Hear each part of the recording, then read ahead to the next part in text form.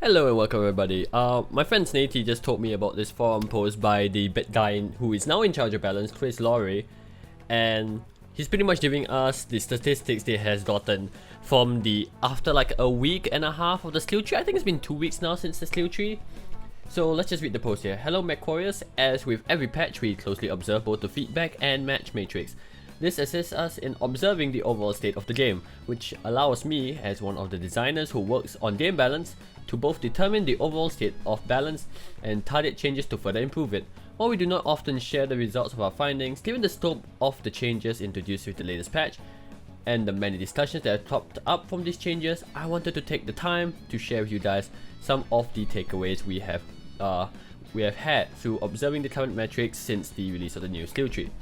So, Innisphere Lights are currently seeing an overall improvement in the skill tree of our previous system. Their overall win-loss ratio has jumped up 22%, which is pretty good, I guess, since more light mechs are viable now instead of just the cheetah, the locust and the spider, which were not really easy mechs to pilot in comparison with like the Gen F, the commando and the wolfhound.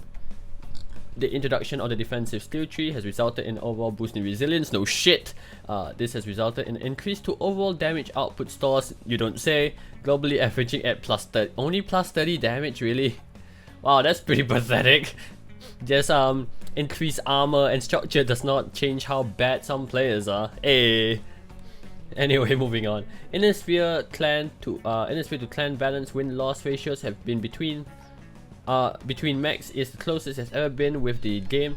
That's because people are... Well, I'll give my overall thoughts on what all of this means later on. With the greatest difference being at 8%, individual difference rather. Blah blah blah. Lowest performing mech saw a huge bump with the skill tree. Commando. With the engine desync. Which mech was underperforming with the engine without engine desync? I think like... I can't remember which mech greatly benefited from the engine desync, we'll get onto that later on. Additionally, much wider variety in variant loadouts because of the ammo rattling nodes. Performing well under the current system, we are seeing a much higher variety of different loadouts, not only deployed but performing well in their matches. Variety is always good, it makes the game more flavorful and more enjoyable since there's not only one meta to play. Now, here are the most improved mech chassis since the introduction of the skill tree, since the May 16 patch. So it's been a week and like 2 weeks now. The oh boy, they found out about the dragon, guys. Oh no. Oh no. Oh no. And well, the commander was pretty much a given with the ammo rattling nodes and how survivable it is right now. And I think the commando was one of those mechs that benefited greatly from the engine desync, even though it was agile already. The Panther, Ball Panther, and also the 2 PPC Panther, fuck yes. Gargoyle has the highest improvement in kill death ratio, probably thanks to McGraw. Thanks McGraw if you're watching this video.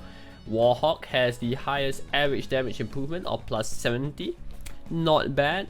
Raven has the second greatest improvement in win rate because of all of the fucking narc ravens in existence with all the LRMs in existence. Nova has the second highest average damage improvement over all mechs. That's because the Tosmol Pulse Nova with double coolant is OP as fuck. Grasshopper has the third highest improvement in kill death ratio. This surprises no one ever. Wolverine has the fourth highest average damage improvement over every other mech, thanks to the resurgence of the 3 LPL Wolverine. So blah blah. They're just basically saying that the skill tree has been out for only 2 weeks, and then they're saying that the data is not absolute because 2 weeks of data is not really enough. They probably give it a month. And that they're gonna be rebalancing these 5 mechs within the near future. So my prediction is that the Marauder 2C and the Night Gear are gonna get a nerf. This is a given because these are really well performing mechs that are actually probably the top of their weight class. The Night Gear is a given that it's the top of its weight class, and the Marauder is around there. The Battle Master and Banshee are keeping up in my opinion. King Crab is probably gonna get a buff because there's no reason to run a King Crab over a Direwolf at this point because it lost all of its mobility quirks. The Firestarter will probably be getting a buff because, I'm not even kidding, the Dragon is a better light mech than the Firestarter.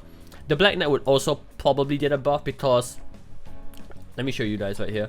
With the Grasshopper 5 piece Obscene Structure, there is absolutely no reason to run a Black Knight, because the Grasshopper 5P is as tanky as a Black Knight, or slightly less tanky, with jump jets and better mounts. So that's that. And let me see, did I select the Black Knight here for structure? Yes, I did. So yeah, I'm correct. The Grasshopper is basically as tanky as a Black Knight, so there's no reason to bring a Black Knight anymore. So what do I think about all these changes? Well, it's good to see that a variety of these a majority of this, let me English for a bit, that there's a greater variety of mechs being ran at the moment. Like, I've seen a lot more mechs than I have in the previous few months. I've been seeing a lot more dragons, obviously, a lot more Kintauros, for better or for worse. Those things are absolutely horrible. I've been seeing a lot of Raven 3Ls with like their Narcs and stuff, not the Raven 2X with the 3 large lasers, which I think is the best Raven. I've actually only seen 2 gargoyles, which is pretty interesting. I've seen a lot more Warhawks, that's one thing for sure. Novas, I've not really seen that much more of Novas as compared to before. Grasshoppers, same, not really that much more. Wolverines, I've definitely seen a lot more since the patch. Same goes for Panthers and Commandos. So here's my thoughts about this post right here. A lot of these metrics can be heavily skewed by a lot of the good players that are trying out trying out their favorite mechs, which have been phased out of even the pub queue meta.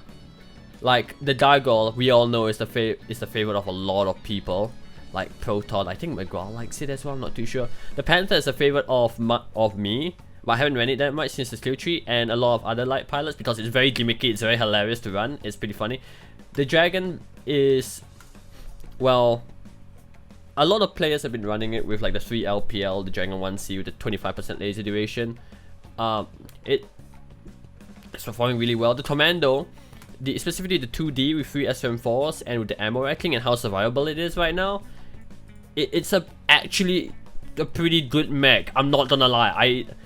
I always thought as Commandos as meme mechs, they are actually viable in pub queue and maybe even competitive. The Warhawk needed the buffs because like there was no reason to bring a Warhawk over something like a Battle Master or a Marauder 2C. Now there is, because it's extremely tanky and it has an obscene amount of DPS with the 4 LPL build. The Raven needed a bit of love, honestly, because like range lights, like the Raven is the only light that does the range light roll well, because it has good mounts and it has the hard points for it. So like the 3 large laser Raven or the 2 LPL Raven are the best ones. It's good to see a reset. It has improvement in win rate. The Nova 12 SPL build pretty much got a gigantic buff with how powerful Tulant Flush is now. I've been able to store like 5, 6, 1000 damage games in my Nova pretty easily, because thanks to the double coolant and how like it just drops my hit by 50%. But as I said earlier, a lot of these numbers to have been skewed by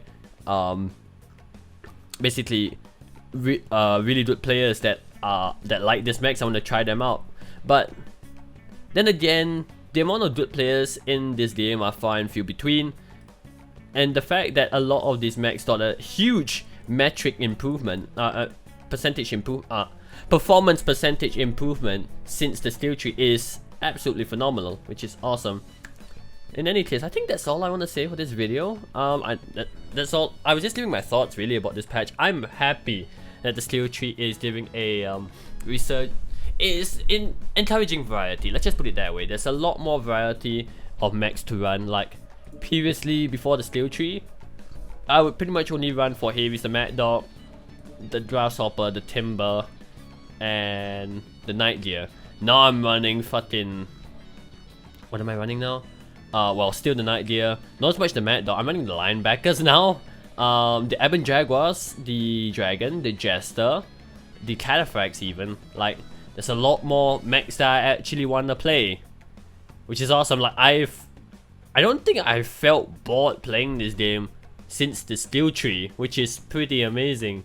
Because there's been like a lot more mechs for me to run. Like, fuck, the LB40 Hunchback can actually be brought to pub queue and have enough ammo to at least carry its own weight, or maybe the weight of another one other mech. I'm liking the skill tree. Like there's still a lot of problems, as I said. Like, as a lot of people have said, with the steel tree that could be improved, like a lot of quality of life issues and stuff like that. But overall, it's not that bad for the state of the game, in my personal opinion. But okay, this actually reminds me, PGI, why haven't you buffed the agility of the Atlas or the Timberwolf?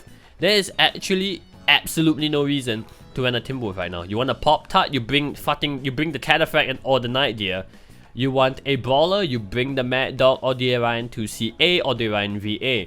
You want a Laser Bolt, you bring the Ebon Jaguar or the Hellbringer. There's actually no reason to bring a Timberwolf right now because most of its builds are centered around the Timberwolf S right torso. And that gives a minus 10% yaw speed, minus 5 degree yaw angle. And look at how slow the torso yaw rate is, 68 degrees per second. The Marauder, even without skills, turns faster. Okay, I think this one, yeah. My Marauder 3R, this is the one without skills, turns faster than my Timberwolf, I think, yeah, than my Timberwolf C, which has skills, which is pretty fucking stupid. So I would like to see a buff to the Timberwolf because 1, it's one of my favorite mechs, and 2, it's no longer the King of Heavies, it's the Night Deer. So that mech deserves a buff. The Atlas now does not turn at all, like, it just eats damage and can't twist it off because of how slow it turns. It needs an agility buff.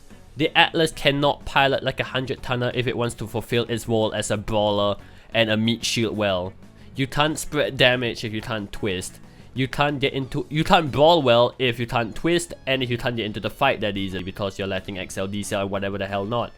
Like, the Atlas definitely needs a buff in the agility department.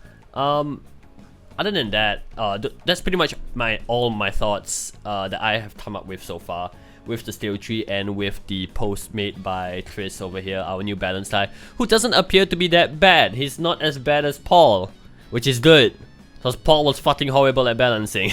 In any case, if you like this video, just like it and share it with your friends. Also, do give me your thoughts down below about what you think about these statistics and the steel tree. Dislike the video if you dislike it, and I'll just see you all later. I'm actually pretty stoked that yeah, steel tree's not that bad. It's actually not that bad. I'll catch you all later. Peace.